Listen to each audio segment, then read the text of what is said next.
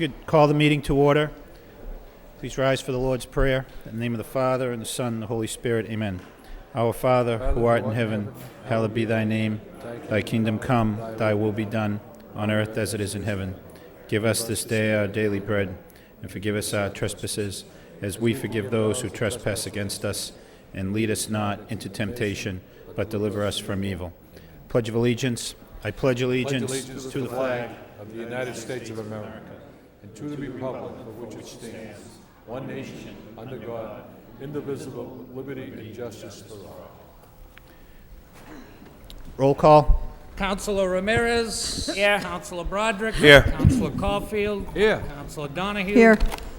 Councilor Elliott. Here. Mayor Martin. Here. Councilor Armand Mercia. Here. Councilor Rita Mercia. Here. Councilor Milanazzo. Here. 9. Okay, the first item we have on the agenda tonight is a citation to be presented to WL French Excavating Corporation. I believe we have some representatives of the company here. In particular, a foreman on their job, Scott Ansell, and operator Mike Bridges, who were of great assistance to the Lowell Fire Department and the Department of Planning and Development in connection with the recent fire on Middlesex Street. So if I would, I'll read one citation and present them, and maybe we could hear from someone from the company. Be it hereby known to all in the City of Lowell and the Commonwealth of Massachusetts that we extend our deepest gratitude to the WL French Excavating Corporation and its employees, Foreman Scott Ansell and Operator Mike Bridges, for the assistance they provided to the City of Lowell Fire Department to help contain a severe fire at 295 Middlesex Street. WL French's crew was working on the construction of the jam parking garage, 2 blocks from the site of the fire. They responded promptly to the fire department's request for assistance and used their skills and equipment to partially demolish the structure. Their work enabled the fire department to successfully contain the fire and prevent it from spreading to adjacent buildings. The entire city appreciates WL French Excavating Corp's decision to provide this assistance to the city at no additional cost. We commend the company, Mr. Ansell and Mr. Bridges, for their response to this emergency. Wish them best for continued success given this 21st day of November. By me, the mayor. Thank you very much. And let me come down and give you these citations.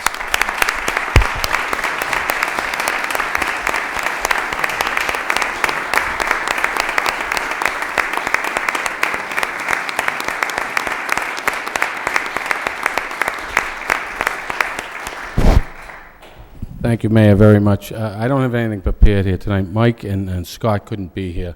We don't allow them to get any time off, you know. I'm the owner, Bill French, and I just want to say in all sincerity, any time we could help in something like that, any of the public servants, firemen and policemen, any emergency like that, you can call us. We're in the neighboring town, Bill Ricker, and we do a lot of work with the City of Lowell.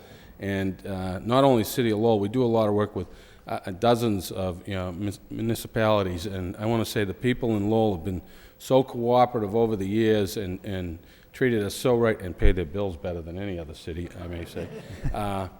Anytime you need us, we'll be there, and especially on something like that. I mean, if it's public safety or safety for one of your officials, we're there, and at no charge as well. Thank you very, very much. This is an honor as well. Well, thank you. We do appreciate the assistance. Thank you.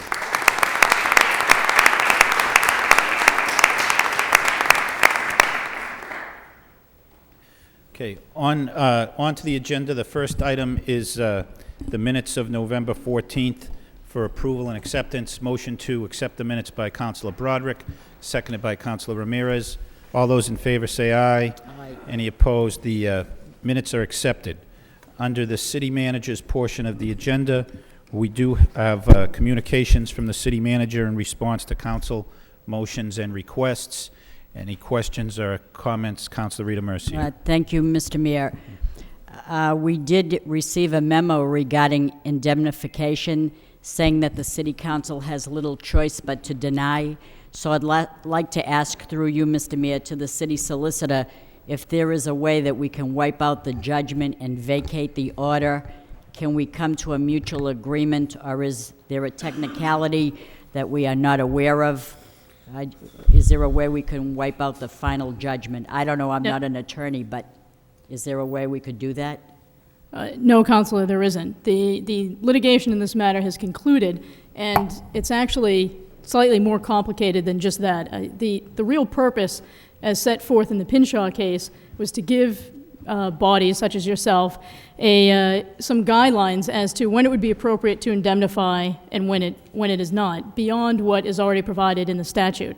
And essentially, what the court in Pinshaw was saying is that there may be instances where punitive damages haven't been awarded and indemnification still is not proper. But in cases where punitive damages are awarded, then in those instances, clearly, indemnification isn't proper. It's not a question of whether you can pay the punitive damages. It's really an issue as to whether the conduct was such that it warranted punitive damages. And again, we may disagree with a jury verdict, but we nevertheless have to live with it.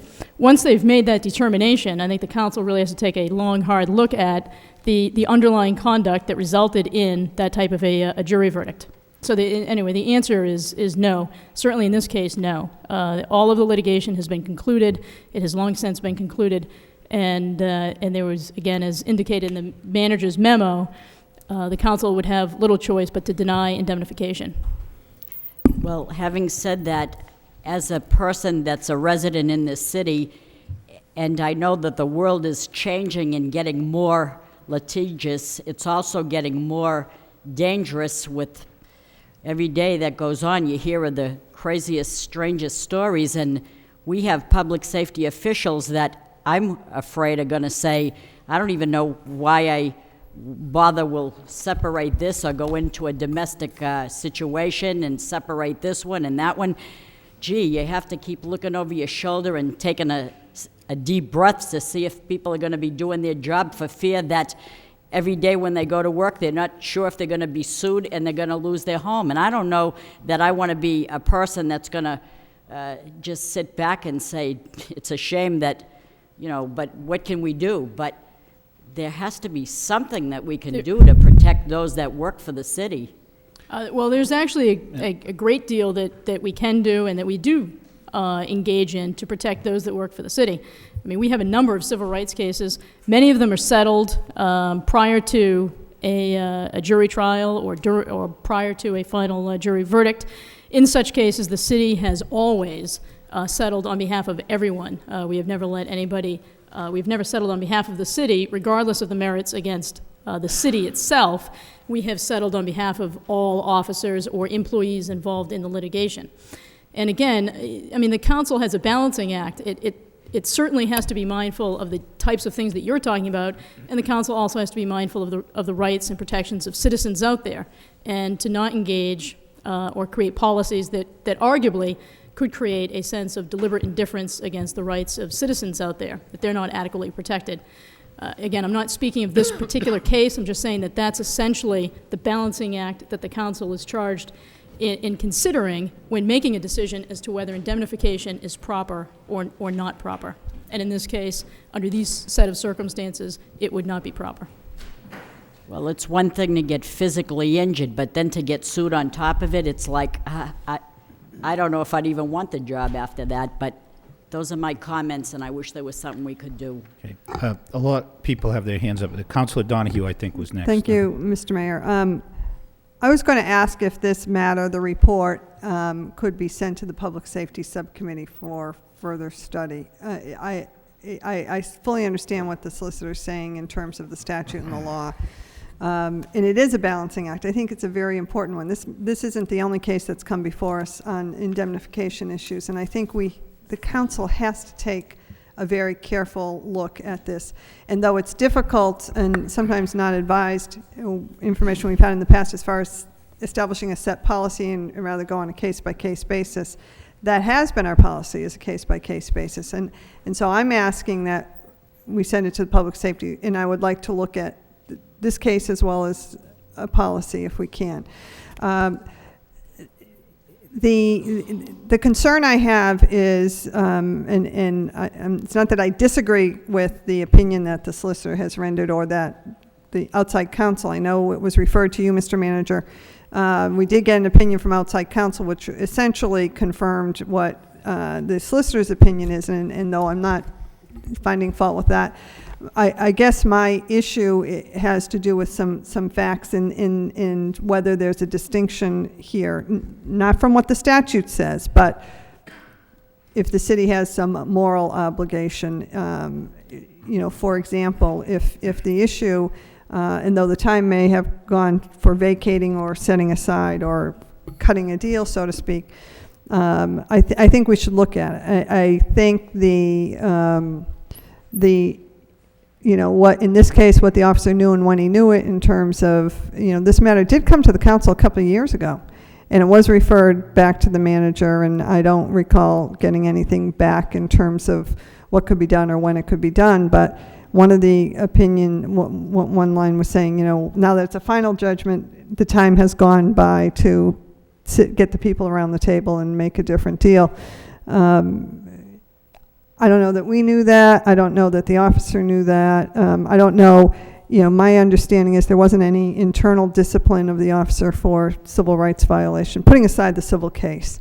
So I want to, you know, I think we owe it not just to the employee to be, you know, abundantly fair, but also to everybody who's working for the city, and particularly in law enforcement, and particularly when you go out and you have to make these split, you know, instant decisions. And I certainly wouldn't want someone making the decision to, I'm not going to make an arrest, I'm not going to get involved, because I don't want to be in a predicament to be sued. So this is an issue that keeps coming around. I think we try and deal with it, but we don't, you know, in saying to, you know, police officers or any employees out in the street, we'll deal with it on a case-by-case basis. You know, you don't know what side of the decision you're on when you have to make that call on the street. So I would like to look at it a little in more depth in the public safety. I mean, if my colleagues agree, I think we should understand exactly what the city can do, what we can't do, and I'm just not inclined to dismiss it out of hand, and I'm not suggesting that's the advice from you or from the solicitor. I would ask more time to look at it. I'll second that. Okay, motion to refer this matter to the Public Yes. Safety Subcommittee Second. by Councilor Donahue, seconded by Councilor Caulfield. Can I say something? Councilor Caulfield? Thank you very much, Mr. Mayor.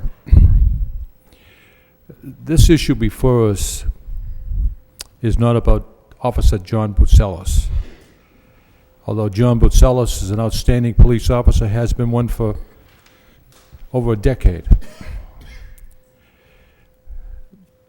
This is about the men and women who serve in the Lowell Police Department. I don't want them, as Councilor Donohue indicated, to go out into our streets and walk on eggshells. I want them to go out and do their job. This is sending two messages. One to the Lowell Police Department, and it's also sending a message to those people who are violating the law. And I don't want to see that happen. I don't support brutality of any kind. I don't support anything that would violate someone's civil rights. But we're forgetting the fact Officer Boutsellis received a broken wrist out of this arrest. So I would have to say the other young person put up a fight as well. So I would certainly support this going to the public safety to give everyone a fair chance at this whole thing. And I respect the solicitor immensely. But I know my colleagues all feel like I do. You can't expect the men and women of the Lowell Police Department or any police department to go out there and put their life on the line and walk on eggshells, because something's going to happen and it's not going to be in a positive way. They're not going to do their job to be afraid to. So I support this, and let's move on with this issue. Thank you. Councilor Broderick? Thank you, Mr. Mayor. I likewise support it. I think that we got a couple issues here that I can see. Obviously, this started a long time ago. It was almost 10 years, I think. It was before my time. But the concerns I have is that it just doesn't seem to make a whole lot of sense to me as to what happened. The city was out, but was the negotiations to try and settle? And it doesn't make sense to me that Officer Boutselis would say, I don't want to settle, roll the dice, if he wasn't going to pay anyway. And then we're basically saying, you didn't push hard enough, fast enough, when we were telling you we wouldn't indemnify, and now we're saying it's too late. The opinion we just recently got says, because the final appeal's up, time's up, game's over. And that, to me, doesn't seem to be a lot of fairness there. And the other concern is essentially what's been said by the other councils in terms of, we expect our police to be the best police force out there and protect us and the rest of the citizens. And then we're going to say, we're not sure if we're going to back you up. We're going to see police officers that aren't going to do their job. It's that simple. It's going to be a real problem. But I also see in this case that things don't add up as well as I'd like them to add up. So I have some questions. I don't know about the rest. I'd like to get some answers in terms of maybe we could have a little bit of a timeline, because this does go back a number of years in terms of the appeals and so on. Maybe Officer Boutselis' attorney can come in and give us some information as well. But it doesn't make a whole lot of sense to me how it got this far. And then we're saying, if you had tried to settle with us before, you would have been able to be indemnified. Yet the whole time we were saying no. That's essentially the problem I have. Thank you, Mr. Mayor. Thank you. Mr. Manager, I know you're chomping at the bit here, but Councilor Armin Mercier, then Councilor Milonazo. Thank you, Mr. Mayor. This is a moral issue as far as I'm concerned. There's a legal issue involved. We hear from attorneys telling us what we can't do. But there's a moral issue involved here also. And I would like for us as a body to pursue whatever ways and means we can to indemnify Mr. Boutselis. If we can't do the amount that's connected to punitive damage, and I guess that's what I read in this decision, because of that, the whole case is gone. I don't know why we can't pursue indemnifying him for that part that would be allowed if there would have been no punitive damage made. And if it means going to court and asking the judge to rethink this, I think we ought to pursue this. I support sending it to the Public Safety Committee. I could probably find a lawyer that could tell you that you could pay this. Under Plan E, city manager, form of government, the powers and the authority of the council. I just don't think it should be dismissed this easily because of some law that's being quoted, and maybe we should be pursuing this a little bit further. I'm in favor, in fact, of indemnifying this police officer, not because he's Mr. Boutselis, but because this sends a worst kind of message to our employees. Not only the police department, all our employees. It says that if you go about and do your duty, do your job, the city won't back you up if you get sued for it. I think this is the worst message that anybody could get. Now, I don't suspect that the police officers are not going to do their job because of this, but I'll tell you, if I was a police officer, and this is what was at stake for me to do my job, I think twice about breaking up a gang fight. I think twice about carrying on my duty as a police officer. We've got to find a way to indemnify Mr. Boutselis, even if it meant a piece of it, not the part. And again, I'm not talking as a lawyer. I'm not a lawyer. But I don't see why this can't be resolved in that manner. If he wouldn't have gotten that damage, we would have been able to identify it. Am I right? If the punitive damage case was wiped out, had it not been gone, if the judge or the jury or whatever wouldn't have assessed punitive damage, it would be a different picture, wouldn't it? With all due respect, not necessarily, and that was the point I was trying to make. The word you just said is necessarily, not necessarily, but it could be. It could be, and it might not be. I would say that, given what the jury found, the jury could have made similar findings and not come out with a result of punitive damages. Yeah. Obviously, it's highly speculative, and I'd be hesitant to go down that road. Yeah. But my point is that it doesn't necessarily hinge on punitives. What the Pinshaw court was saying is that it's always going to be up for debate. The council has to weigh the facts, it has to look at the facts, and it has to look at the statute and look at the power that the legislature gave you. The legislature certainly put limits, and there's great latitude in there.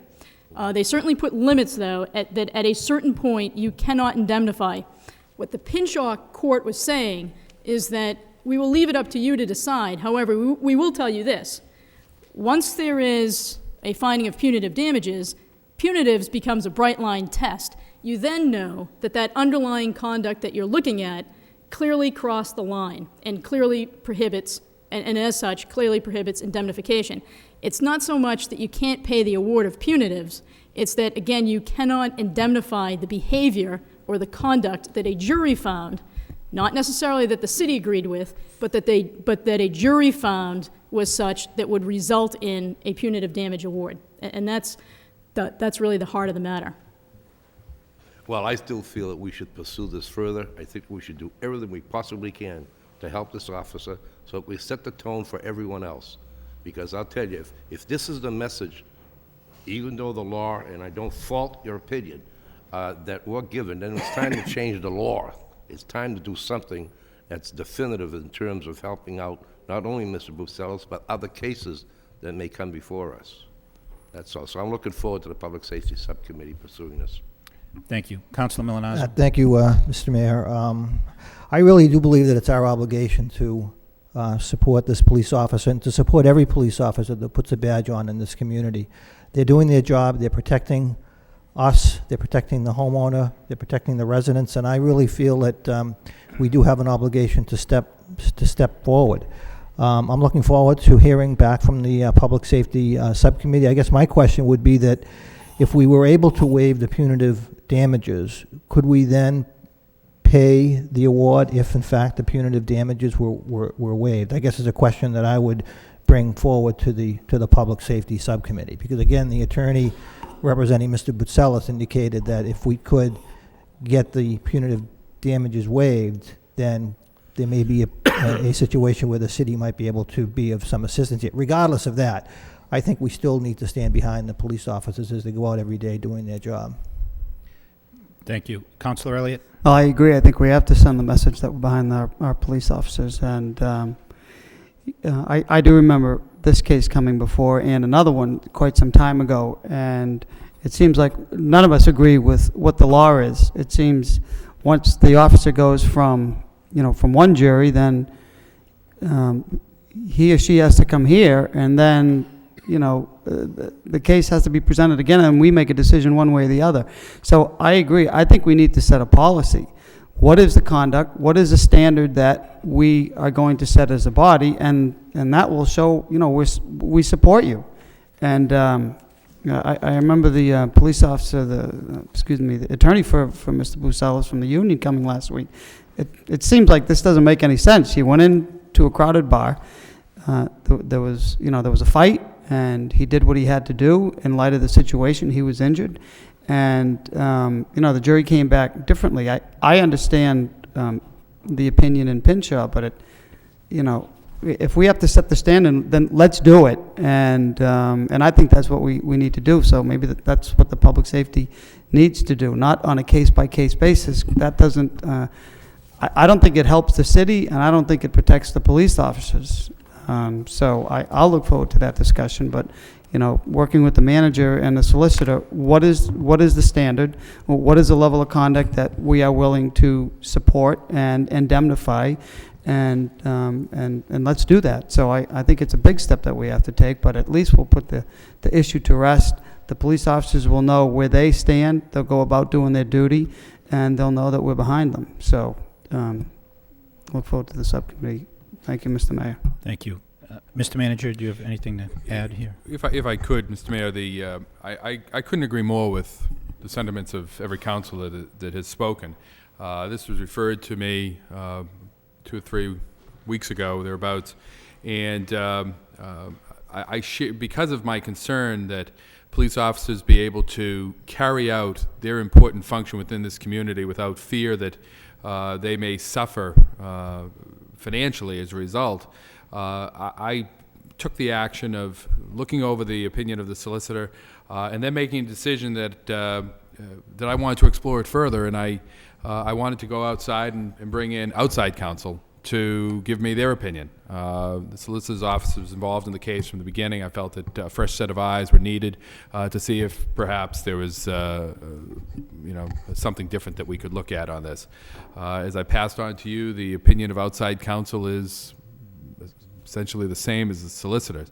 But I do share the concern that we want to be able to feel that we want the police officers to feel that they are supported when they go out and do their job on behalf of the citizens of the city of Lowell. I'm very happy to work with the Public Safety Subcommittee, the City Council as a whole, to try to develop some type of strategy moving forward.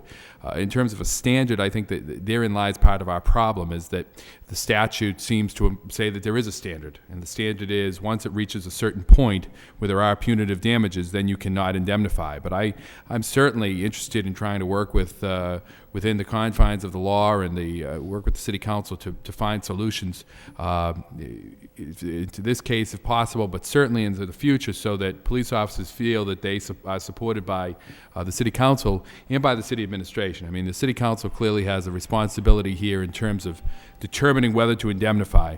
From the City Administration's point of view, we have an important function to do here as well, and that's to make sure that the police officers are able to do the job that they are paid to do, that they are entrusted to do, and that's an essential part of what the City Administration is really put here to do on behalf of the citizens. So I'm happy to work with you on that, and we'll do whatever we can to resolve these matters and really set this up so that this problem never happens again. Unfortunately, that's a nice goal. I don't know if we can ever achieve that, but certainly let's do what we can to give the police officers the confidence they have to do their job, with clearly the recognition that there are parameters in which they can do that. So I certainly urge you to support that, and I look forward to working with the subcommittee. Thank you, Mr. Manager. All those in favor of the motion to refer this matter to the subcommittee, say aye. Aye. Any opposed? Motion's approved, 8 yeas, 1 absent. Council Donahue? Thank you. Mr. Mayor, either I or the Manager's Office of the Law Department could contact, I think it may be appropriate to have Officer Boutselis' attorney present, so we can try and contact all necessary parties. And then as soon as we know that date, then I'll schedule the Public Safety Subcommittee. But just so that we can deal with this matter, and it may be more than one session, obviously, as well as where do we go from here and how do we handle these. Thank you. Council Rita Mercia? Thank you, Mr. Mayor. Through you to the city manager, in fact, I have another question. In speaking about the police department and resolving issues, this wasn't a memo, but I do have a question. As we know, we read about the city lost its appeal on the police bus case trip, and our options now are to petition the State Supreme Judicial Court to consider the case or give the officers their back pay. The Civil Service Commission said they are owed. So I'm asking you, and I probably know you don't have the amount in your head right now, and I don't even know if we're going to pursue it further, or if we could have a report as to what we're going to do. Are we going to proceed further, or are we going to pay the amount of back pay due? And I want to know, what is that amount? If you had any idea what that would be, you could give us an idea what we're looking at in terms of money. Thank you. Councilor Elliott? You? I had something under the manager's communication. Okay, so I believe that concludes this matter. Other matters under communications from the manager? What was that you said? I said Gone, he's gone? this concludes this matter, is Oh, what I all right. intended to say. I thought he was leaving, for God's sakes. But there are other matters under communications from the manager. Anyone have anything to say on those? Councilor Elliott? Thank you, Mr. Mayor. Mr. Manager, we received a communication from you regarding veterans, from the Lowell Veterans Council regarding square dedications, and it suggests that it goes to, it's concerning the number of square dedications and also the intent or the reason for it. Mr. Dussault also has weighed in, Mr. Page.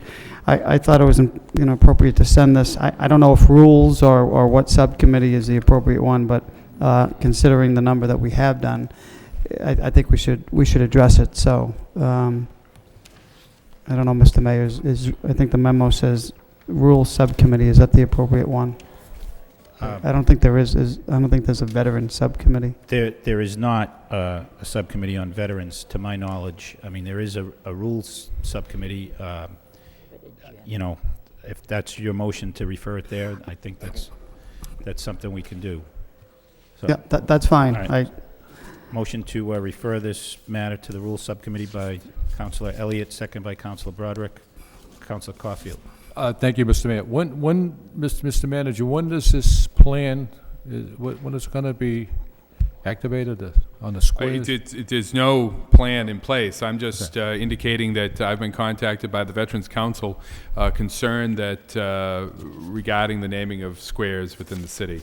Apparently, this is a matter that was brought to the City Council back in the 1999 timeframe as well. And I just indicated that I would pass this along as well. The Veterans Services Director has also weighed in with his opinion on this. And I just feel that the council should have this as an issue to look at. And I'm not sure, Councilor Elliott, I'm not sure if the Rules Subcommittee is the appropriate subcommittee. There may be one that's more appropriate. Yeah, maybe we need an ad hoc subcommittee. This doesn't really fall under council rules, so to speak. Right. It's more of a policy Right. issue rather than rules. So I'd probably like to make that in the form of a motion that the mayor set up an ad hoc subcommittee just to deal with the issues that seem to have been around since 99, 2000. We have a number of memos from Mr. Dussault, et cetera. So I'll make that in form of a motion, Mr. So substitute motion to form an ad hoc subcommittee to deal with this issue? The only reason I brought it up, Mr. Mayor, is I plan on bringing in 2 motions next week for 2 outstanding veterans who served the country with immense pride and distinction. One being Frank McInerney, who not only served this country but helped an awful lot of people after he got out of the service as a member of the Owl Diner Charities, and just an outstanding gentleman, husband and father. Thank you. Councilor a question. Mercia? Yep. This is to explore the possibility of developing a policy. Correct. So everything that we've done to date remains intact. Correct. And anything we do until there's a new policy would be the same avenue that was pursued before. Yes. Councilor Broderick, did you have a comment? No, I think it's a good idea, and I think Okay. that it's just a matter of bringing something in to vote on. All right. So all those in favor of the substitute motion, say aye. Any opposed? Motion's approved. Other items under the communications from the manager? Okay. Hearing none, we'll move to the public hearings. The first public hearing is a loan order.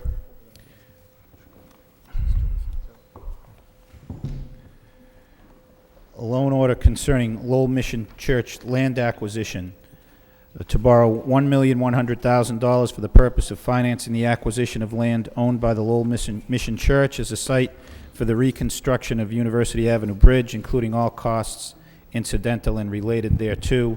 It is ordered by the City Council of the City of Lowell by a 2/3 vote as follows.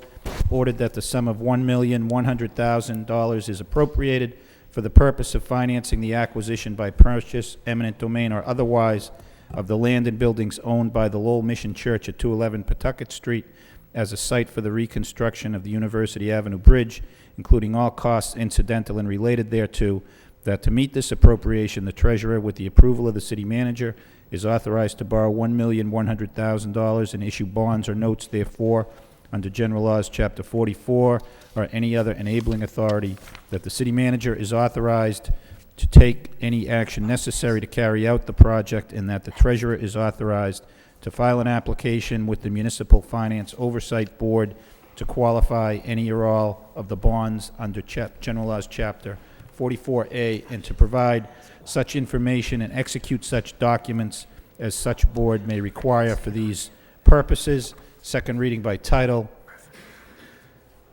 A loan order for the Lowell Mission Church land acquisition to borrow $1,100,000 for the purpose of financing the acquisition of land owned by the Lowell Mission Church as a site for the reconstruction of the University Avenue Bridge, including all costs incidental and related thereto. We'll open the public hearing for those wishing to speak in favor. Anybody wishing to speak in favor of this loan order. Give us your name and address, please. Good evening, Mr. Manager, City Councilors, and Mr. Manager.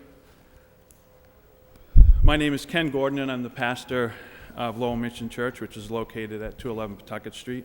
And I'm here to speak in favor of this loan amount for the acquisition and relocation costs of LMC. In January of this year, you approved the funding for the appraisals to be done on the property needed for the new bridge project. And as stated at a previous city council meeting, the church is willing to work with the city to have the appraisal done.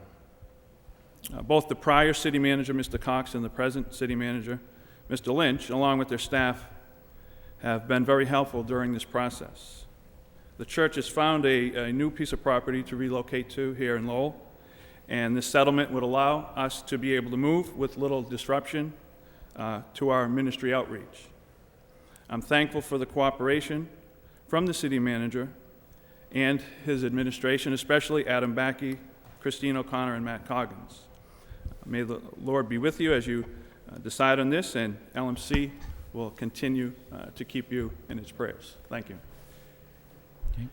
Thank you. Anyone else wishing to speak in favor? Anyone else wishing to speak in favor of this loan order? Hearing none, that portion of the public hearing is closed. Anybody wishing to speak in opposition? Anyone wishing to speak in opposition? In opposition? Hearing none, that portion of the public hearing is closed. It's the wish of the council. Move approval. Motion to approve the loan order by Councilor Rita Mercier, second by Councilor Broderick. Roll call. Oh, I'm sorry, Councilor Armin I have Mercier. a question. This includes relocation costs? Yes, it does. So the entire package, that's just not for the acquisition? That's the entire package. Councilor Elliott. Just briefly, thank you, Mr. Mayor. What else can we expect regarding the bridge in terms of city's cost and contribution? Is this the only loan order that we're going to have to do? We're currently evaluating adjacent properties to determine what if or how many, if any, more properties will be needed for the relocation of the bridge to the new site. And we've begun discussions with those parties as well. Okay, thank you. Thank you. Councilor Caulfield. Thank you, Mr. Mayor. I want to thank the pastor and being so cooperative with the city, with the manager. And Mr. Manager, I'm very happy you're bringing us forward. It will be a new horizon, a new bridge with the flow of traffic simply helped immensely. It will be a modern bridge. The old bridge is 108 years old. Mass Highway has told us that it only has so many years left. And I'm very happy you're bringing this forward, and looking forward to the groundbreaking ceremony. Thank you. Thank you. Roll call. Councilor Ramirez? Yes. Councilor Broderick? Yes. Councilor Caulfield? Yes. Councilor Donahue? Yes. Councilor Elliott? Yes. Mayor Martin? Yes. Councilor Armin Mercia? Yes. Councilor Rita Mercia? Yes. Councilor Milonazo? Yes. 9 yeas. Okay, the next public hearing is a petition for pole location for National Grid, one pole in Fletcher Street and a conduit in Smith Street. I don't see them here. Anybody here to speak in favor? There's apparently no one here from Recess. National Recess. Grid. Why don't we open the public hearing for those wishing to speak in favor? No one here. Anybody here to speak in opposition? In opposition? We'll hold the public hearing open for 1 week. So moved by Councilor Rita Mercier, seconded by Councilor Broderick. All those in favor of continuing the public hearing for 1 week, say aye. Aye. Any opposed? The matters continue for 1 week.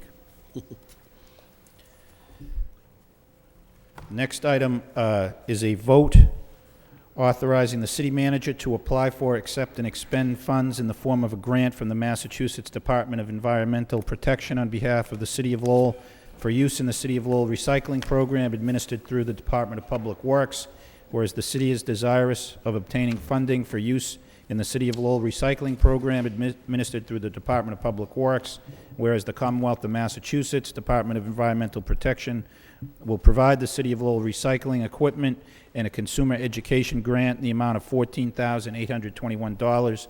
Now therefore be it voted by the City Council of the City of Lowell as follows, that the city manager be and hereby is authorized to apply for, accept, and expend funds on behalf of the City of Lowell from the Department of Environmental Protection Municipal Recycling Grant Program in the amount of $14,821 for use in the City of Lowell Recycling Program administered through the Department of Public Works, and be it further voted that the city manager is authorized to execute the Commonwealth of Massachusetts standard contract form and any other documents necessary for the acceptance and expenditure of said grant funds on behalf of the City of Lowell. Second reading by title, a vote authorizing the city manager to apply for, accept, and expend funds in the form of a grant from the Department of Environmental Protection of Massachusetts on behalf of the City of Lowell for use in the City of Lowell recycling program administered through the Department of Public Works. So, move approval. Motion to approve by Councilor Armin Mercier, seconded by Councilor Broderick. Roll call. Councilor Ramirez? Yes. Councilor Broderick? Yes. Councilor Caulfield? Yes. Councilor Donahue? Yes. Councilor Elliott? Yes. Mayor Martin? Yes. Councilor Armin Mercier? Yes. Councilor Rita Mercier? Yes. Councilor Milonazo? Yes. 9 yeas. The next item is a resolution supporting and establishing a sister city relationship with Bryansk, Russia. You may recall these were the folks who visited a couple weeks ago as guests of Middlesex Community College. Whereas the City of Lowell recognizes Middlesex Community College and Bryansk State Technical University signed an agreement of cooperation April 17, 2006, and whereas both parties expressed their interest in the cooperation between the city and Bryansk, Russia, whereas the City of Lowell is desirous of supporting the people of Bryansk, Russia in their efforts to generate economic prosperity which will benefit both Russians and Americans alike through education, and wherefore the City of Lowell wishes to establish and officially recognize a historical, cultural, and educational link with Bryansk, Russia in the form of a sister city relationship. Be it resolved by the City Council of the City of Lowell that we, members of the City Council, be on record as supporting establishing a sister city relationship with Bryansk, Russia. Be it further voted that the City Council be on record as supporting the city's membership in Sister Cities International, an organization committed to establishing and maintaining mutually beneficial relationships among sister cities throughout the world. Second reading by title, a resolution supporting and establishing a sister city relationship with Bryansk, Russia. Questions? Move Motion approved by Councilor Armin Mercier, seconded by Councilor Rita Mercier. Roll call. Councilor Ramirez? Yes. Councilor Broderick? Yes. Councilor Caulfield? Yes. Councilor Donahue? Yes. Councilor Elliott? Yes. Mayor Martin? Yes. Councilor Armin Mercier? Yes. Councilor Rita Mercier? Yes. Councilor Milonazo? Yes. 9 yeas. The next item is a vote endorsing the approval of the 2006 Pawtucketville Neighborhood Master Plan. Whereas after much research and public input, a Pawtucketville Neighborhood Master Plan was produced, and whereas the Division of Planning and Development, a representative group from the neighborhood, and the Citizens Advisory Committee collaborated with residents, business people, and other stakeholders to create this document to identify the relevant neighborhood strengths as well as neighborhood problems and corresponding solutions. And whereas the purpose of this plan is to create a shared vision for the future development of the neighborhood and to set policies and guidelines to implement that vision over a 10-year period, and whereas the master plan will implement goals, objectives, and action steps designed to address economic development, land use, zoning issues, and other such issues affecting the Pawtucketville neighborhood. Now, be it voted by the City Council as follows, that the City Council and the City of Lowell hereby endorse and approve the 2006 Pawtucketville Neighborhood Master Plan. Second reading by title, a vote endorsing the approval of the 2006 Pawtucketville Neighborhood Master Plan. Councilor Caulfield. Mr. Mayor, I believe Jerry Frechette would like to address the council on this particular master plan. The motion to suspend the rules to Yes. hear from Mr. Frechette. All those in favor say aye. Any opposed? Rules are suspended. Mr. Frechette. Thank you, Mr. Mayor. Members of the City Council, Mr. Manager, my name is Jerry Frechette. I live at 80 Dunbar Ave, and this is the last time I come before this body as the chairman of the Pawtucketville Citizens Council. I'm here this evening to ask you to endorse the Pawtucketville Master Plan and also to give you a little background as to how we got to where we are today. As a result of the city's master plan and several public meetings took place throughout the city, and the meetings that took place in Pawtucketville, it became evident that a master plan taking into account some of the unique features of the neighborhood was probably advisable, given the amount of land that still remained to be developed in the Pawtucketville area.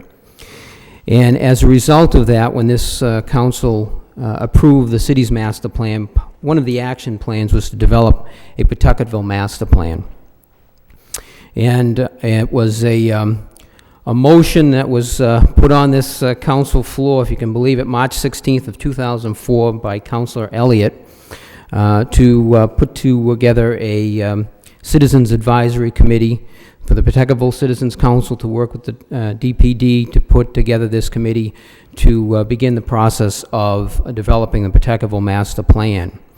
We put ads out in the newspaper, notices in the newsletter for the Pawtucketville Citizens Council, asking for residents to step forward, business owners to step forward, and also the major institutions that are in the neighborhood. We had a tremendous response. I worked with, at the time, was Joe Boyle, who was a neighborhood planner for the DPD, going through the request to serve on the committee. And we put together the Citizens Advisory Committee and began meeting, I believe it was sometimes in April of 2004. We have been meeting monthly since that time, working on this document that you have before you. There were 3 public meetings that took place, looking for input from residents as we identified the various features of the neighborhood. And one of the things to take into account when you looked at Pawtucketville was the existence of 2 major institutions. It was UMass Lowell and Lowell General Hospital that existed in the neighborhood. The traditional portion of the neighborhood, which is around the University Ave, Mammoth Road, and West Pawtucketville, which is much more of a suburban type neighborhood, and we had the unique feature of the waterfront area. Taking that into account, we also identified what we wanted the plan to really encompass, which was the historical aspect of the neighborhood, cultural aspect, as well as land use, development, transportation. I can tell you I've been involved in many on many committees through the city and involved in the master plan. And I just want to, if I could, there are some of the members that are here this evening, and just acknowledge them, and if you would allow, I don't know if they would like to speak even after, but Mehmet Ali is here. We have Louisa Varnum, John Hamlet, Dick Souza, Henry Marchand served on the committee, and we had Mehmet, a historian, Louisa Varnum, John Hamlet, whose families actually go back literally hundreds of years in the neighborhood. Dick Souza, the co-chair of the PCC, and Henry Marchand kept us honest dealing with the traditional part of the neighborhood and trying to make sure we had everything covered. With that, we actually had representatives from the hospital and UMass Lowell. They each had their respective evenings to make presentations to the group. We had Mr. Mullen, who was the principal of the Pawtucket Memorial School, representing the school system, retired in the process. We had a young man, his name is Amoa, who represented the students of UMass Lowell, who has graduated since then as a student teacher at Lowell High School. Councilor Broderick served, he was on the planning board at the time and actually attended several of the meetings when we first started, and is now on the city council. So there certainly have been a lot of changes through this period. What I would ask you is, as you looked at the document, what the result was working with DPD, and I can't credit them enough. The expertise that the staff provided was invaluable, and James Erickson came into the process late, worked for the last 9 months, and actually helped us to get it together and finally get it in its final form that you have here before you this evening. There was one portion noted that the anticipation is this will guide some land use and some zoning amendments that we're looking to hopefully bring forward to you. And one of the items that was noted in here was a difference in opinion regarding a creation of a suburban waterfront district, and I think we agreed that what's there under the suburban mixed use needs to be adjusted, but how that's going to look will be set for future discussions, and I'm sure will be before this council. What I would like to do is, before I conclude, is leave you with something, and I traditionally don't come here and read something to the council, but this is something I came across some time ago regarding planning, and it's how serious I take planning and how important I think it is to a community, and I felt that this really captured the sentiment, and I would like to leave you with this this evening. Traditional planning does not effectively convey how day-to-day lives and the lives of future generations will be affected, nor does planning incorporate the particular ways people relate to their physical surroundings, their sense of place. It often ignores and discounts the shared values, beliefs, and quirky customs people derive from their community's unique environment, economy, and culture. These constitute the heart and soul of a place. Most everyone living in a community knows and senses its heart and soul. That's why they live there and choose to stay. But it's hard to reduce to numbers or to quantitative measures. Accordingly, those aspects of place, physical, economic, cultural, that give a community its special character are generally absent from our plans, ordinances, and decisions-making about the future.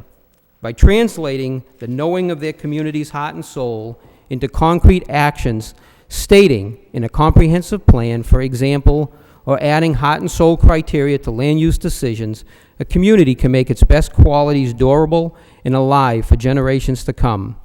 By doing this, citizens can establish guideposts, a touchstone really, that will help lessen their fear of change as growth occurs. Growth can impact our landscape, but even more so our culture and values, our heart and soul. It's not that change per se is the problem, but the fear that our lives will be adversely affected. Without a framework within which to understand and measure change, most of us fear it and tend to react to it in a knee-jerk fashion, opposing change stridently, resorting to positions like no growth, cutting off the possibility for informed, equitable, and collaborative decision-making. By making this heart and soul framework, this cultural handrail onto which all of us can hold as growth occurs, those fears can be alleviated. Better and faster decisions can be made, and the community as a whole will be more vibrant and sustainable. Thank you. Thank you, Mr. Frechette. Move approval. Motion to approve by Councilor Armin Mercier, second by Councilor Broderick. Councilor Rita Mercier. Yes, thank you, Mr. Mayor. I know that tremendous amount of work has gone into this over a long period of time, and I know that there are many goal statements and objectives here and action steps that are being taken and for now and for future goals that they've outlined in the many pages here, and it's quite extensive. And I'm very concerned about page 26 and the beautiful photograph of Regatta Field and the Vandenberg Esplanade. And I'm thinking, is there a goal that would say that we could finally work with the state to get lighting there? And I don't see it, and that's one of my goals, and I fail to see a beautiful area like this that every city councilor has made a motion to see if it's possible we could get lighting there. A lot of money has been spent to make it a nice pathway for people that jog, for people that have children that ride bicycles, for people that do physical walking so that they can maintain their health, and yet they can stop at a certain time because it's too dark to walk there. And I looked to see if that was one of the goals, and it isn't. And I wish that we could all work together and have put that in there to see what we could do to make that happen. I don't know to this day if the lights are on, or they're off, or, you know, that's my concern. But other than that, I'm just kind of tongue-in-cheek in it because I think it's very important, but I don't see it here anyways. Okay. Mr. Manager. But I do support the whole proposal here. If I may, Councilor, just I understand your as you described as tongue-in-cheek. Yeah, I am. Clearly, this is a different type of document. But just to respond to that, I agree with you completely that it's a beautiful walkway that can be used by people at all of all ages, and it's a great amenity. We are working with the state. The state, in fact, is working with us to fix the lights that are out there, so that they, particularly in light of the flooding that happened there's some damage done to some of the lights. That we've been in contact with them. They are working closely with us, and hopefully we'll see those lights in the spring time frame, I would hope. Well, that'll be good, thank you. Other than that, this is perfect. This is a good proposal. Councilor Milonazo? Thank you, Mr. Mayor. I too support the proposal, and I want to congratulate the Pawtucket Citizens Council as well as the Division of Planning and Development putting this what appears to be a very comprehensive master plan together. I would suggest, however, and maybe even to the point of moving in substitution, that we approve the master plan as presented, but we refer it to the zoning subcommittee. Because if you go to page 36 and you talk about short-term objectives, 6 months to a year, all 6 short-term objectives deal with zoning issues. So in order for this not to sit idle, that it should be referred to the zoning subcommittee, I would say forthwith, so that we can begin working on it, so that some of these short-term goals can be met within the first year of the plan. So Okay. I could. Is that motion and substitution to approve the plan, but Correct. also to refer it to the zoning Zoning subcommittee for subcommittee. further action items? Second. Seconded by Councilor Elliott. Councilor Elliott? That's a good point. I was going to take note of that too, but I support this. This is really a very comprehensive document, and when I filed the motion, no one better to be at the helm and play a stewardship role than Jerry Frechette and the PCC.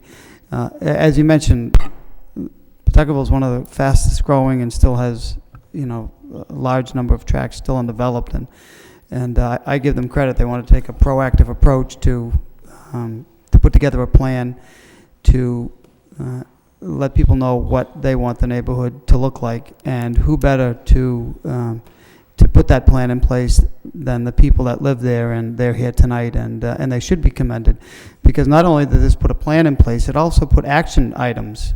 This is what we want the Pawtucketville section of the city to look like, and this is how we feel we should address those goals, and they're very specific, and land uses is an important one, and zoning clearly has played a role and will play a role in the development of the rest of the land that is available in the future. So I wholeheartedly endorse this and really congratulate those people that put a lot of hard work and effort and time to reach out to people in the community that it's going to affect directly. So I support that substitute motion and appreciate the work and effort that these folks put in on it. Thank you. Thank you. Councilor Caulfield? Thank you, Mr. Mayor. I think we all be remiss if we didn't thank the advisory committee for their vision, their leadership, for bringing us forward, to Manager Lynch and his administration, for DPD to work with them. And you could see the pride and the dedication from this committee. The pride in their neighborhood, the pride in their homes, their schools, the university, their churches. It's an excellent plan. I went through it, and they didn't leave anything out, nothing. So a large thank you to Jerry Frechette and the entire committee, DPD, Manager Lynch, for the vision and their leadership. Thank you. Thank you. Councilor Broderick? No? Okay. Councilor Ramirez? Thank you, Mr. Mayor. I, like everyone else, I want to applaud the folks involved in this action plan. I think it bespeaks of their neighborhood. I just had a couple of very minor questions, and I guess they'd be more towards the city solicitor. Would a plan like this be opposed to what the other neighborhoods are doing? Are we creating a situation where a neighborhood is getting not preferential treatment, but is having programs and partnerships and other things in place that other neighborhoods are not entitled to? Or I know as I read through it, it's very comprehensive, and it talks about home ownership.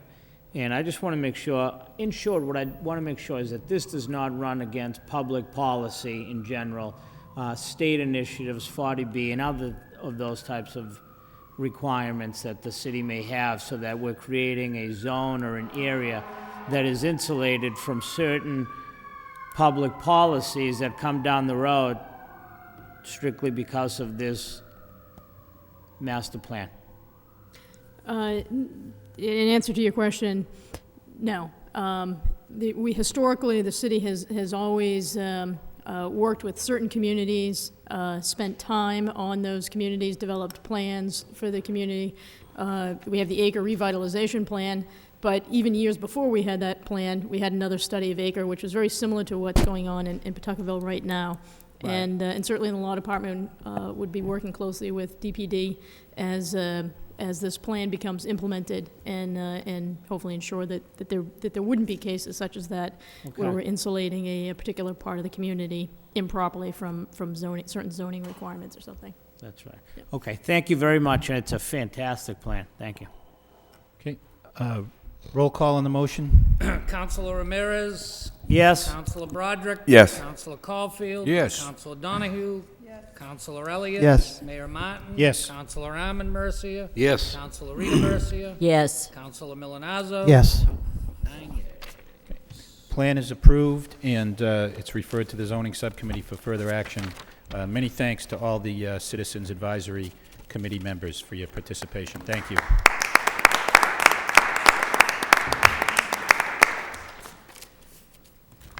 Next item is a vote authorizing the city manager to enter into a license agreement with the National Park Service, United States Department of the Interior, with principal offices at 67 Kirk Street, Lowell 01852, for use of the National Park Service property at Shattuck Street, Lowell, Massachusetts, the Mac Plaza Cage area next to the Trolley Museum. Motion to waive the full reading of this license agreement, so moved by Councilor Ramirez, second by Councilor Rita Mercia. All those in favor of waiving the first full reading, say aye. Any opposed? The first full reading is waived. Second reading by title.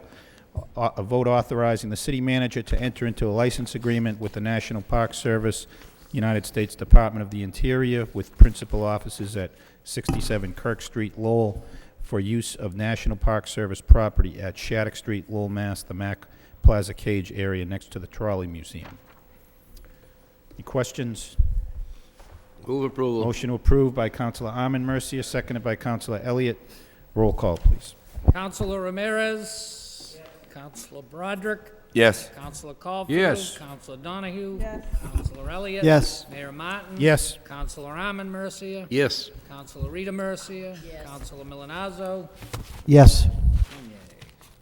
9 yeas. The vote is approved. Next item is an appropriation transfer in order to meet fixed charges and current expenses of the City of Lowell for the year 2006, 2007 is ordered by the City Council of the City of Lowell as follows: that the amount of $10,000 is hereby appropriated to Department of Public Works salaries and wages temporary, and in order to provide for such appropriation, the above amount is hereby transferred for said purpose from Department of Public Works salaries and wages, land and buildings, $10,000 to provide funds to cover temporary employees in the DPW through June 30, 2006, including Pat Ash, clerk for water sewer billing, and Fran Shanahan, tree climber. Order recommended and introduced by Bernard F. Lynch, city manager. Second reading by title, an appropriation transfer in the amount of $10,000 to Department of Public Works salaries and wages temporary from Department of Public Works salaries and wages, land and buildings. Move for approval? Motion approved by Councilor Caulfield, second by Councilor Milonazo. Councilor Elliott. Thank you, Mr. Mayor. Mr. Manager, I was a little surprised to see a transfer this early in the fiscal year. Can you explain? I see it's to cover certain services. Or Mr. Walsh is here. Do we not plan for it, or why are we transferring this? I'll have Okay. Mr. Walsh describe the situation. Essentially, it's just moving money from one salary account into another salary account. Okay. Mr. Walsh. Thank you, Mr. Mayor, Manager, City Council, Ed Walsh, DPW Commissioner. What we had is, I've had some fellas out on workman's comp. I have the tree foreman out right now on workman's comp. I have no real foreman too. So I have retired foreman, brought back in temporary money, Frank Shanahan, which is, Frank's in his 70s, but we're fortunate to have him around. And excellent tree climber. And that's what we need to bring back. I mean, he's climbing trees and he's excellent. 70? He sure is. Oh, he's number one. So we're Good for very him. fortunate to have Frank available, and that's why we need the temporary money. He's retired, but he's came back to help us out. I'll tell him you spelled his name Fran. And for City Council Rita Mercia, the lights are on over in the boulevard. Right, the only ones that are out, and we have some work being done December 18th on the bridge. We hope to have the lights at the approach. They're going to be in, Mass Highway's going to be in the 18th, on December 18th. So we hope to have that lights restored. But the lights are on, they're on this morning. Okay? Well, they're at night. They're there when I walk at 4:30 in the morning, so. Very good. Okay, thank you. Thank you, Mr. Manager. Thank you, Mr. Walsh. Any other questions? Roll call. Councilor Ramirez? Yes. Councilor Broderick? Yes. Councilor Caulfield? Yes. Councilor Donahue? Yes. Councilor Elliott? Yes.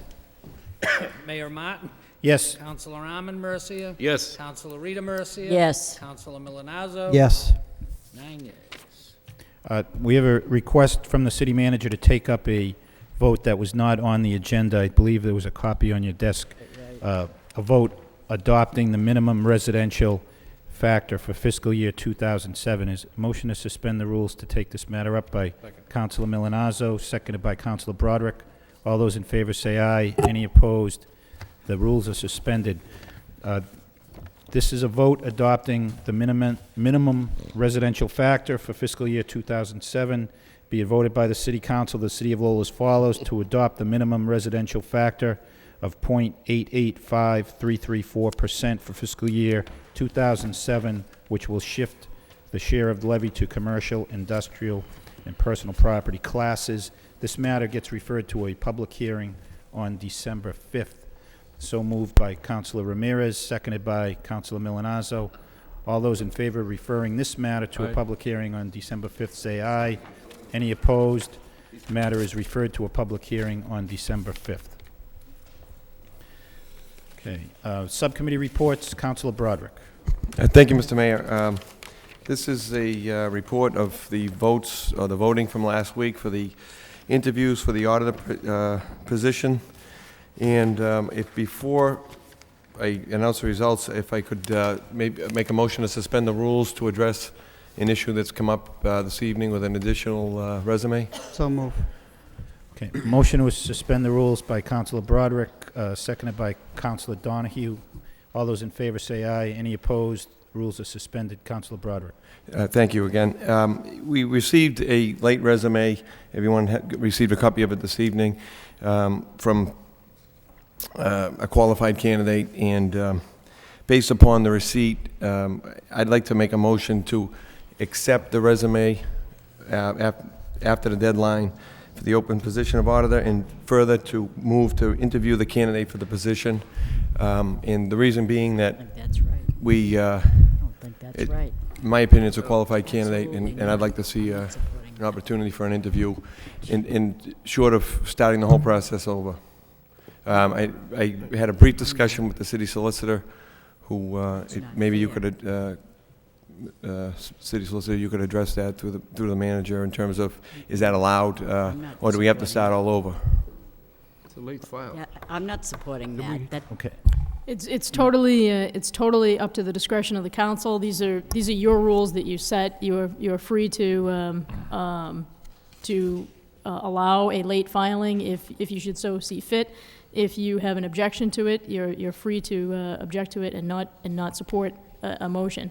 There's certainly nothing necessarily improper, meaning illegal, in doing it, and it's totally up to the discretion of the council. Councilor Broderick. And I understand that, we had rules we set up, and people may not want to vote for it, may not want to support it, but my feeling is that, to bite off our nose to spite our face and not interview someone that is potentially a good qualified candidate, or to maybe not select one of the three that we have picked. It doesn't, to me, it makes sense to move forward and pick up a fourth. But again, it goes to vote, and that's something that could be asked. Why was it submitted late and considered in the vote? But that's just my position. We agreed to 3. Thank you. Councilor Rita Mercia? Well, thank you, Mr. Mayor. That's not my opinion. My opinion is we set a rule here. The rule was to have your resume in, your application in by November 9th on a particular Friday. And if someone's coming in a week and a half later, I don't think that's a timely fashion. And to see that they're going to be selected or perhaps given a chance. What about all the others that submitted on time? It's not fair to any of them. I submitted 5 names, and I know we only narrowed it down to 3. What about my fourth choice, that we only picked 3, that submitted it in a timely fashion? I do not support this. That's like saying, unless we interviewed 3 people and none of them met any of the qualifications at New Munis or anything like that, we threw it all out and we started over again, then I might consider it. But if that's any indication to me that they're going to be an auditor and not follow rules and think that we're going to reward them by interviewing this person, I don't even know if it's a man or a woman, but the fact remains, I am not supporting this. So let the record state that if you want to do a roll call, we have rules that we go by. When you work for someone, what do? Say, oh, I come in every day at 8:30. I know we start at 8, but this doesn't, this is a professional position, and I don't think this is any first impression indication that I want to even give this person consideration until such time as we threw everybody out and started fresh. Let them wait. I mean, I hate to hold my breath for a week and a half. Thank you. Councilor Caulfield? Thank you, Mr. Mayor. In all due respect to my colleague, the council sets the rules. The council can amend the rules. I submitted 6 or 7 names from the list of candidates for the auditor's position. And looking at the resume of this person, it's an excellent resume. We'd be foolish not to interview someone with a resume such as this. And I haven't even read the entire resume at length, but this person deserves to be interviewed. And if you want to amend the rules, so be it. But we'd be foolish not to interview a candidate such as this. And I would certainly support it. So. Thank you. Councilor Donahue? Thank you. If people don't want to interview the person or suspend the rules, then they don't have to support the motion. I think it's as simple as that. I mean, at least I don't know why it's late, but based on what I've read, I would support adding this to the list of interviews. Again, it's someone who's had extensive experience in what we're looking for. Munis, it's as well as having been the comptroller of a town. But if the person doesn't get the requisite number of votes, then they don't get the requisite number of votes in order to even make the grade. I mean, we didn't get any other late resumes, did we? I mean, this is it, right?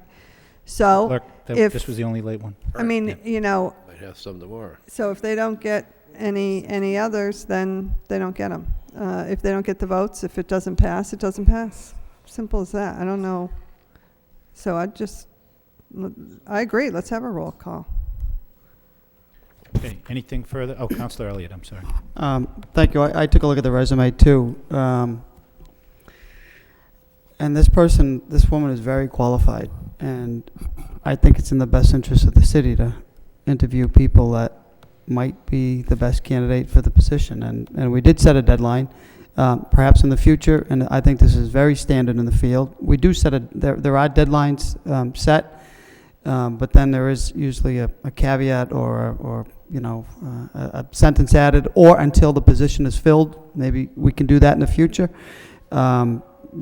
but because we set a deadline, and I don't know, maybe, does the clerk know? This was submitted to Kathy Tierney. Apparently she had a conversation with her on last week. Why, do we know why the person, we don't? Okay. So considering her extensive experience and her position now, I think we should interview it. I submitted 4. I know we can only get 3. If I knew this one was coming in, I would substitute one of my selections or add it. So let's vote on it. And but we should hire the best person for the job. We received many applications well before the deadline, and they're not remotely qualified. So it's sort of a catch-22. You know, we had those that submitted on time, and you know, and they weren't close to being qualified. So I think it makes sense to interview. Thank you. Okay, anything else? A roll call on the motion? Councilor Ramirez? Yes. Councilor Broderick? Yes. Councilor Caulfield? Yes. Councilor Donahue? Yes. Councilor Elliott? Yes. Mayor Martin? Yes. Councilor Armin Mercia? No. Councilor Rita Mercia? No. Councilor Milonazo? Yes. 7 yeas, 2 nays, the motion passes. Councilor Broderick? Well, the report that I had before this came to light is we had 3 selections from the votes last week. In the order that they're going to be taken, the interviews are going to be taken is Warren Sproul, received 9 votes. He'll be at 5:30 Wednesday the 28th. Karen Shri Kukala, excuse me, is going to be second. And Cheryl Wright will be the 3rd interview. I would assume that we will ask the woman we just voted on now to be the 4th. Mr. Clerk, perhaps have her come at 5:30 also. They're all going to report at 5:30 in the event that they go more quickly than an hour apiece. And basically that is the order, with the 4th of Judith Hoppin. I don't know if that's a proper pronunciation, would be to follow Cheryl Wright. Okay, you said the Wednesday, the 28th, but I believe Wednesday is the 29th. Oh, okay. 29th. Okay. That Yes, I'm sorry, yes, the report. 29th. 28th is a regular meeting, Right. Wednesday the 29th, from 5:30 till we finish. Okay, Councilor Donahue? Okay, thank you. In light of what we had done before, we had said if there was a tie for the 3rd, then we'd do 4, and the 3rd had 7 votes, so there was only one that had 7 votes, so now there's 2. So this person didn't, step in front of someone else. I just want to make that clear. This is an add-on, but someone else didn't get 7 votes, so. For the record, councilors, I asked her when I was on the telephone, the correct pronunciation is Kukala. Thank you, Kukala. Okay, motion to accept the subcommittee report as a report of progress by Councilor Broderick, second by Councilor Elliott. All those in favor say aye. Any opposed, the report is accepted. Other subcommittee reports? Councilor Milonazo. Thank you, Mr. Mayor. The Economic Development Subcommittee met this afternoon at 5 o'clock. Councilor Eileen Donahue and Councilor Armin Mercier, along with our colleague Councilor Rita Mercier. It had to do with the update on the Hamilton Canal District, and we did leave at each colleague's desk this evening a copy of the plan, and I was also told by the Planning and Development Office that we'll be able to put this on the city's website, so we'll be able to get that up in the next couple of days. The presentation was actually done by City Manager Lynch, as well as Assistant City Manager Matt Coggins, obviously with the support of the DPD staff. It was a very comprehensive update as to where we are at the present time. Suffice it to say, it's a very exciting mixed-use economic development project for the city. As we all know, it's approximately a 15-acre site. The city's been working on the project for the last couple of years. They solicited qualifications from developers back in June. Through a selection process, they've narrowed the selection down to 3, and the 3 firms will be submitting proposals to a selection committee by, I believe it's January 30th. The 3 firms are Sturven Brothers, Eccles, and Rouse.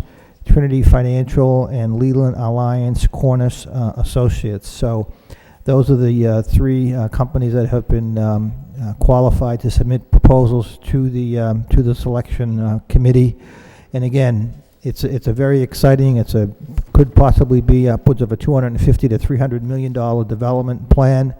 Hopefully, there'll be, the work could begin, actually the transfer of the site could take place as early as 2007, with work to begin sometime in 2008.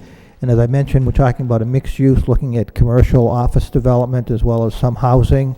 Obviously, there's a brand new 900-car parking garage that's being built as we speak, and that certainly is a catalyst to have other economic development efforts take place at the site. The manager mentioned the impact that the Nanotechnology Center and the Judicial Center may in fact have on the site. We're waiting to hear back as it relates to the Judicial Center. We're waiting to hear back from DCAM as to their level of interest in the site. And regarding the Nanotechnology Center, the university should be getting back in touch with the city sometime in February as to their site selection process as well. But again, I think from the standpoint of the three firms that have been narrowed down, they're all very well known throughout the economic development field, especially as it relates to mixed-use development projects.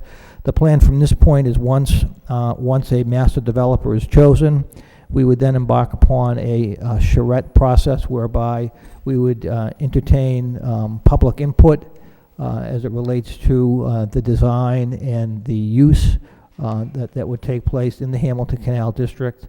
So I think that it really will be an exciting extension of the city's downtown. So again, my congratulations to the Planning and Development Office. Representatives of the Lowell Plan were also in attendance, and the manager agreed to update the Lowell Plan Board as well at their meeting. I believe it's on December 7th, because they're looking forward to playing a role in this what is really a public-private partnership as we go forward. So again, just by way of update, we've assembled the entire parcel. We've spent about $8.3 million to date, which we're looking forward to getting that money back upon transferring the site to the master developer, and working with the entire community as the process continues. So that is a report of progress. I don't know if my colleagues have anything to add at this particular point. Okay, thank you. Motion to accept the report as a report of progress by Councilor Ramirez, second by Councilor Broderick. All those in favor say aye. Any opposed? The report is accepted. Further subcommittee reports? Okay. There are, I believe, two petitions to be, one from, to read these? One from Dan Quartar, 17 Spring Street, regarding a crosswalk at Appleton and South, and the second petition from National Grid requesting conduit in Belmont Ave and Hall Street. Motion to the first one gets referred to the manager. Motion to so refer by Councilor Broderick, seconded by Councilor Armin Mercier. All those in favor say aye. Any opposed? That petition's referred to the manager. The second petition is referred to a public hearing on December 5th. So moved by Councilor Elliott, seconded by Councilor Milanazzo. All those in favor say aye. Any opposed? The matter is referred to a public hearing on December 5th. Under motions, the first motion is by Councilor Caulfield. City Council requests the city manager have the proper agency or city department install a street light on pole number 1112 on Hanson Terrace. Second by Councilor Broderick. Councilor Caulfield. Motion speaks for itself, Mr. Mayor. Thank you. All those in favor say aye. Any opposed? The motion is approved. Next motion by Councilor Milanazzo. City Council requests the city manager report on the status of the property located at 124 Stevens Street.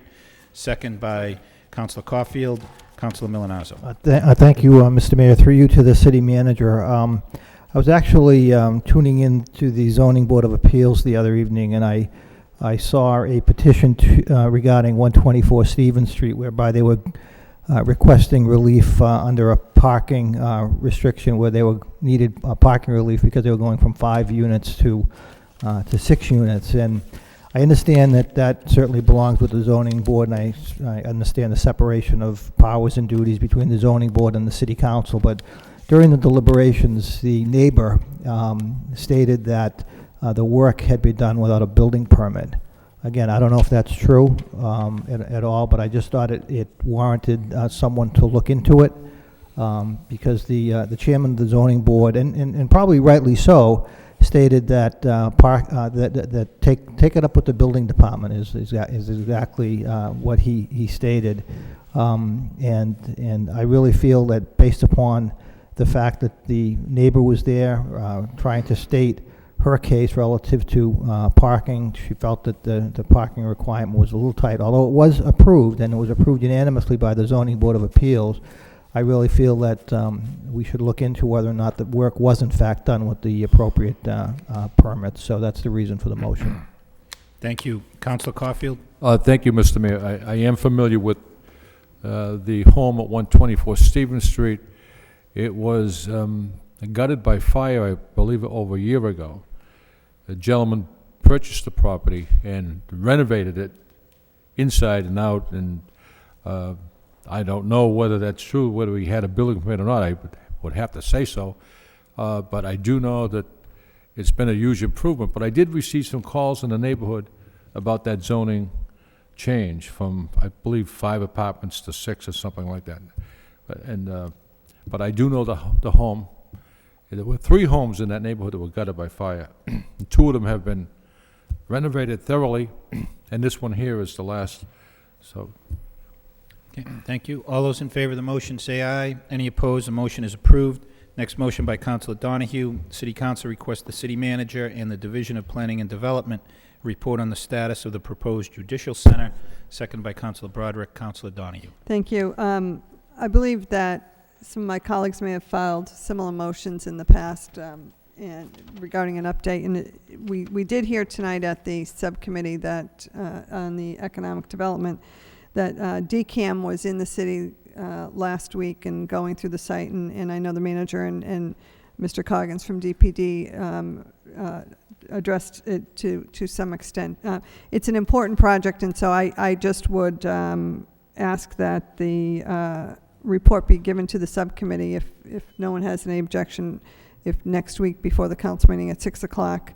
And that report, if possible, if it can be televised. I know there's a request to televise meetings whenever we can, and so if that's enough time to update the council as to where we stand on the judicial center. I don't know that we'll have any answer from DCAM, but at least we can have some idea of what the issues are. I mean, I, for one, am pleased that we may not be looking at the Davidson lot, because I think the flood told us a lot of, what a 100-year flood really means. It can't happen. So at any rate, if that's agreeable, if we can have that before next city council meeting.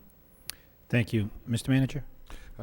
Councilor, I'll be happy to bring the necessary staff with me to that subcommittee meeting to give them an update on the judicial center and our efforts to move it to the Hamilton Canal area, or absent that, where else it may go in the city. I have been contacted by members of the state delegation, and they've indicated an interest in attending such a meeting as well to give their perspective. So if that would be all right, I will invite them as well. I think that would be great. My colleague, Councilor Elliott, has told me that he has a subcommittee scheduled next Tuesday for 5 p.m. We have 5:30? On which? Okay. Well, okay. So we'll figure out a different time. And Mr. Manager, maybe we can find out from the delegation what's a convenient time for them as well. So, so forget about next week. But there will be a meeting. Monday. There'll be a meeting, yeah. Okay. Councilor Elliott, did you have something to add? No, that was my only comment. I mean, Right. All those in favor of the motion for this update to take place at a date to be determined, say aye. Any opposed? The motion is approved. Next motion is by Councilor Rita Mercier. City Council requests the city manager have the proper agency or city department install a street light on pole number 6 on C Street. Second by Councilor Broderick. Councilor Rita Mercier. Thank you, Mr. Mayor. That motion speaks for itself, but it's at C Street and New Spalding. C Street and New Spalding. Right, thank you. All those in favor of the motion say aye. Any opposed? The motion is approved. And I do have one announcement before we adjourn concerning the City of Lights Parade, which is this Saturday downtown Lowell at 4:30 p.m. The parade starts at on Central Street at Jackson Street and proceeds to City Hall for the lighting of the lights at City Hall and the Wanalancet Mill Christmas tree. Certainly everybody in the city is invited to attend, and we hope many can come down and join us for the parade to kick off the holiday season. thank you. Councilor Rita Mercier, then Councilor Caulfield. Thank you, Mr. Mayor. Two things real briefly, that I received some calls this afternoon from people that go to Lowell High School, and they still look out into the canal and see a lot of debris there by Lucy Lockham Park in that area where Fred C. Church used to be as well. I don't know why it's still in there, but it's an eyesore as well. And the very last thing that I wanted to talk about was one of my constituents sent me something in the mail that they were very troubled by, and it appears to be a scam. And I want to give this letter to you, Mr. Manager, so that you can talk about this with the police department. Is there a representative at your Wednesday meeting from the police department?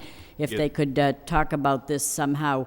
It's a scam from a lottery that it's telling people they won a lottery, and the agent took out this lottery in their name, and it gives a list of what bank is yours, what's your bank account number. Now, someone would be probably excited to think that they won a lottery and someone put their name into it. Well, it's a scam, and I think that the public should be aware that this is not true, that anybody that asks for your bank account number, you don't give any of that information out, and so it's, I don't want anybody to fall for that. Thank you. Thank you. Councilor Caulfield. Thank you, Mr. Mayor.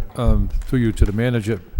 Mr. Manager, I attended the senior citizen dinner along with many of my colleagues Friday, and it was brought to my attention by some of the seniors that the Rourke Bridge, the embankment, Middlesex Street going outbound, on both sides of the embankment, it's there's an awful lot of trash and debris and so forth. And there's a drugstore on one side. Maybe they should be responsible as well to help address that. But it's unsightly coming down the bridge. And thank you. We will look into that, Councilor.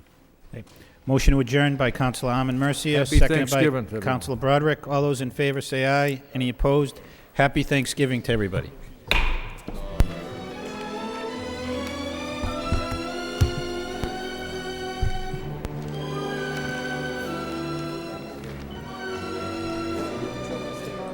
Thank you.